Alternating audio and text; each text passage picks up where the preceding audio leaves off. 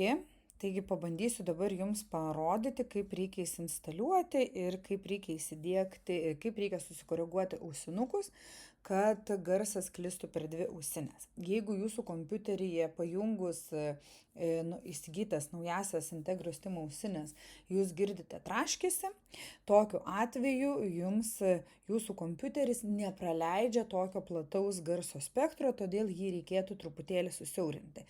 Tai terapijos kokybei visiškai neturi įtakos.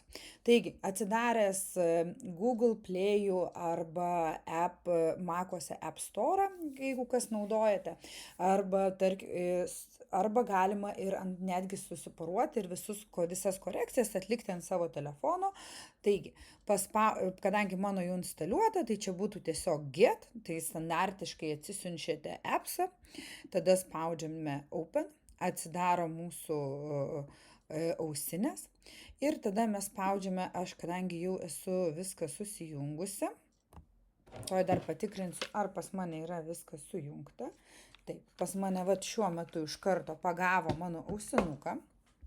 Ir čia yra tam tikri nustatymai, čia netgi yra equalizeris, jisai yra naudingas tokiu atveju, jį galima irgi pagal save susireguliuoti. Jis yra labai svarbus, jeigu mamos balsas yra labai tylus ir po visų filtracijų jisai silpnai girdisi, tai šio įrenginio pagalba mes galime tam tikras dalis spektrų pasikelti.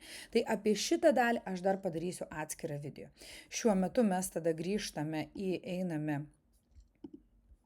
į, taip, čia irgi dar yra tam tikri nustatymai, ką mes galime pasireguliuoti, jeigu mes norime. Tada grįžtame į pradinį statusą. Ir čia yra mūsų kodai Bluetooth.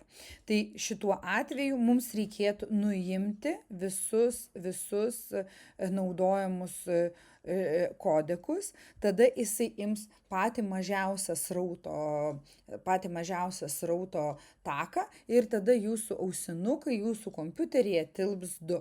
Tada nuėmus, jie užsideda taip, bet juos reikėtų nuimti, paspausti confirm ir tada jau atlikus vieną Bluetooth siųstuvo nustatymą, atliksime tą patį ir su kitu Bluetooth siųstuvu ir tada jau galima jungtis prie programos ir klausytis terapijos.